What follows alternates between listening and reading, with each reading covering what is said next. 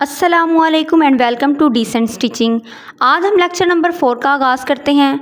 उम्मीद करती हूँ कि पिछले 3 लेक्चर्स की आप प्रैक्टिस कर चुके होंगे, जिसमें मैंने बहुत आसान टिप्स एंड ट्रिक्स आपके साथ शेयर किए थे। तो आज के इस लेक्चर में मैं आपको शर्ट से साइज़ लेने का तरीका बताऊँगी। शुरू में आप शर्ट से साइज़ लेकर काम करेंगे तो आपको साइज़ लेने में भी आसानी होगी। तो एक तैयार शर्ट आपने अपने पास रखनी है। जिस शर्ट का आपने साइज़ लेना है, आपको तसल्ली होनी चाहिए कि शर्ट का साइज़ आपको बिल्कुल परफेक्ट है। मैंने ये शर्ट ली है जो मैंने सिलाई सेंटर में लगाने के लिए सैंपल के तौर पर स्टिच की थी। शुरू में आपने नाप लेने का तरीका समझते हुए डायरेक्ट कपड़े पर निशान नहीं लगाने।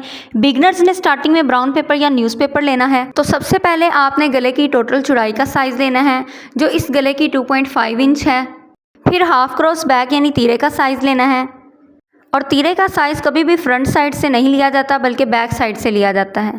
तीरे का साइज़ लेते वक्त आपने इंचेस टेप को इस तरीके से रखना है, जहाँ से स्लीव्स अटैच हुए हैं बिल्कुल इस पॉइंट पे आपने इंचेस टेप को रखना है और इस तरीके से साइज़ लेना है।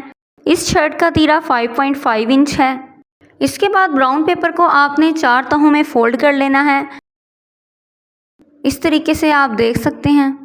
और फोल्डिंग वाली साइड हैंड्स की तरफ रखनी है। इस शर्ट के गले की टोटल चौड़ाई 2.5 इंच है, तो गले की टोटल चौड़ाई का हमने हाफ करना है और हाफ करते हुए यहाँ पर हमने निशान लगा देना है। तीरा इस शर्ट का 5.5 इंच है, तो तीरे का भी हाफ करते हुए इधर निशान लगाएंगे। ब्राउन पेपर हमने फोल्डिंग के साथ लिया है, कपड़ा भी हम इसी तरीके से फोल्डिंग के साथ रखेंगे। तो जितनी हमारी टोटल चौड़ाई होगी उसका हाफ करते हुए हम यहाँ पर निशान लगाते जाएंगे। तीरे के निशान में आपने हाफ इंच मार्जिन प्लस करना है और 1 इंच डाउन करते हुए गले की चौड़ाई वाले पॉइंट से आपने मिला देना है। यहाँ पे आप सपोज कर लें कि मैंने 1 इंच डाउन किया है, लेकिन मैंने 1 इंच डाउन नहीं किया क्योंकि मैं आपको तरीका समझा रही हूँ साइज़ लेने का। तो आपने यही सपोज करना है कि मैंने 1 इंच डाउन किया है। फिर जहाँ से हमने डाउन किया है उसके नीचे से आपने एक लाइन लगानी है शोल्डर के लिए। जितना हमने तीरे की टोटल चौड़ाई ली है, ऊपर निशान लगाया है तीरे की टोटल चौड़ाई का, बिल्कुल उतना ही आपने नीचे शोल्डर के लिए लाइन लगा लेनी है। और शोल्डर का साइज़ इस तरीके से लेते हैं।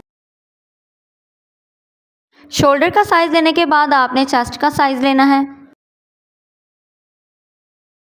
इस तरीके से आपने इंचेस टेप को रखना है, ज़्यादा शर्ट को खींचना नहीं। 8 इंच इस शर्ट की चेस्ट का साइज़ है। चेस्ट का साइज़ लेने के बाद हम फिटिंग का साइज़ लेंगे। फिटिंग हम शोल्डर के नीचे से लेते हैं, जो कि नॉर्मल शर्ट की 6 इंच तक होती है, लेकिन यहाँ पर आपने 3 इंच को 6 इंच सपोज कर लेना है। और फिटिंग इस शर्ट की 7.25 इंच है, 7 इंच और 2 पॉइंट। तो पहले हम चेस्ट का निशान लगाएंगे। 8 इंच इसकी चेस्ट थी, उसका हम हाफ़ करेंगे, 4 इंच इसका हाफ़ होगा। 4 इंच पे हम चेस्ट के साइज़ का निशान लगाएंगे और 1 इंच हम मार्जिन के लिए इसमें प्लस कर लेंगे। ये आप देख सकते हैं कि शोल्डर के बिल्कुल नीचे चेस्ट लाइन होती है। अब यहाँ से हमने शोल्डर को राउंड शेप दे देनी है। ये आप प्रैक्टिस करने से बहुत आसानी से बना लेंगे। शर्ट के फ्रंट पार्ट के शोल्डर की कटिंग डीप होती है, तो उसके लिए शोल्डर लाइन के पीछे से 1 इंच का निशान लगाना है। यह आप सपोज कर लें कि मैंने 1 इंच में निशान लगाया है। इसको आपने स्केल की मदद से ऊपर तीरे तक मिला देना है। अब यहाँ से भी आपने राउंड शेप देनी है, जैसे पहले दी है बैक साइड की तरफ से, उसी तरह हम फ्रंट साइड की तरफ से भी इसी तरह राउंड शेप दे देंगे। तो चेस्ट लाइन के नीचे से हम फिटिंग का निशान लगाएंगे। नॉर्मल शर्ट की फिटिंग हम चेस्ट लाइन के नीचे से 6 इंच तक लगाते हैं, तो आपने यहाँ पे सपोज कर लेना है। मैं यहाँ पे ये निशान 3 इंच पे लगा रही हूँ, आपने सपोज कर लेना है कि ये 6 इंच तक है। छोटी बच्चियों के साइज़ के अकॉर्डिंग आप इस निशान को कम करते जाएँ। 6 इंच से 5 इंच, 4 इंच, 3 इंच। फिटिंग इस शर्ट की 7.25 इंच है, तो 7.25 इंच का हमने हाफ़ कर लेना है। इस तरह इंच टेप को स्टार्टिंग से 7.25 इंच तक लाना है और इसका हाफ़ करते हुए इधर निशान लगा देना है और 1 इंच इसमें मार्जिन का प्लस कर लेना है। अब इन पॉइंट्स को आप ऊपर चेस्ट लाइन वाले पॉइंट्स के साथ मिला देंगे, कुछ इस तरीके से। नॉर्मल शर्ट में चेस्ट लाइन के नीचे से 13 इंच तक निशान लगाते हुए हम हिप का साइज़ लेते हैं, लेकिन ये शर्ट क्योंकि बहुत छोटी है इसलिए मैं ये निशान तकरीबन 6 इंच पे लगा रही हूँ, जिसे आपने 13 इंच सपोज कर लेना है। ये ब्राउन पेपर पे पैटर्न मेकिंग हो रही है आपको समझाने के लिए, इसलिए मैंने ये आपको सपोज करवाया है कि ये 13 इंच ही आप समझें।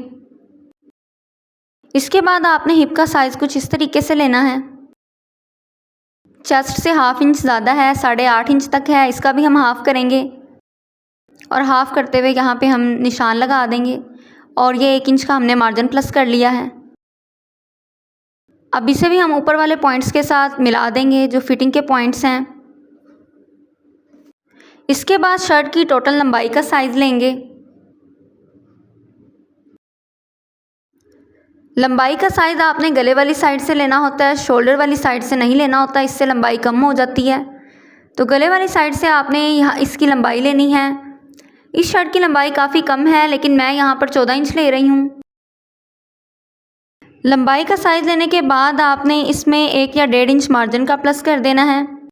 इसी तरह दूसरी साइड से भी 14 इंच लंबाई का निशान लगाते हुए इसमें आपने 1 या 1.5 इंच मार्जिन का प्लस कर देना है और इस तरह स्केल की मदद से मिला लेना है इन पॉइंट्स को। दामन की चौड़ाई हिप के साइज़ के अकॉर्डिंग होती है, इसे हम ज़्यादा भी कर सकते हैं।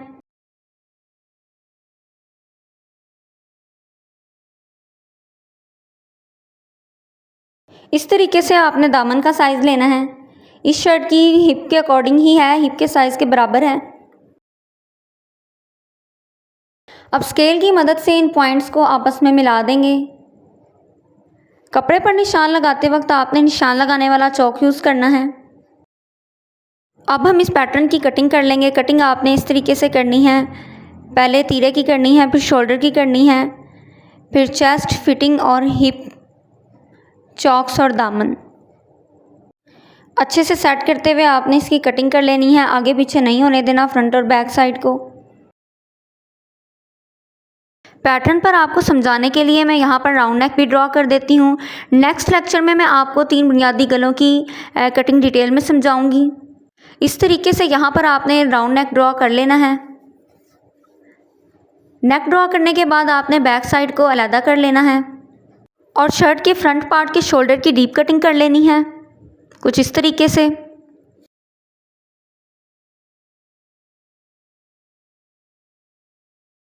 और शर्ट के फ्रंट पार्ट पे जो राउंड नेक ड्रॉ किया है उसकी भी कटिंग कर लेनी है।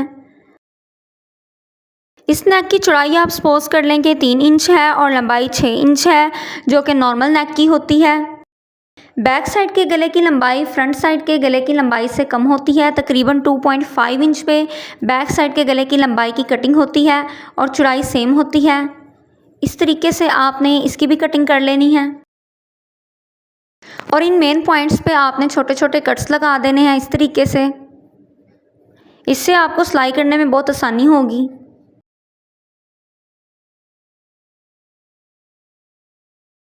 चेस्ट लाइन पे, फिटिंग लाइन पे, हिप लाइन पे और चॉक्स और दामन पे भी आपने ये छोटे छोटे कट्स लगा लेने हैं।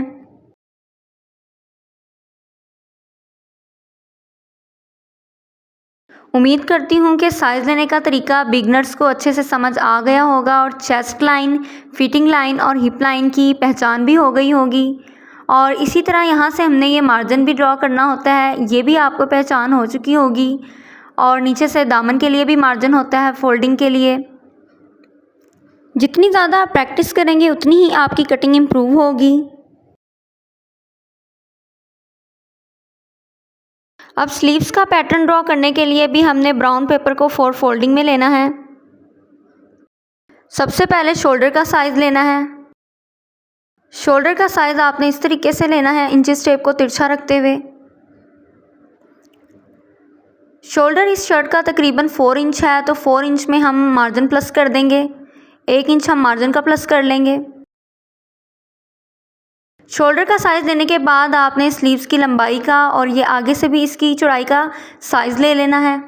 फिर आपने 3.5 इंच डाउन करते हुए एक लाइन लगानी है और यहाँ से आपने टोटल चौड़ाई का सेंटर बनाना है। सेंटर में निशान लगाने के बाद आपने हैंड्स वाली साइड की तरफ 1 इंच का निशान लगाना है, पीछे की तरफ 1 इंच पे आपने निशान लगा देना है। अब यहाँ से हमने इसको शेप देनी है, शोल्डर को हम इस तरीके से शेप देंगे।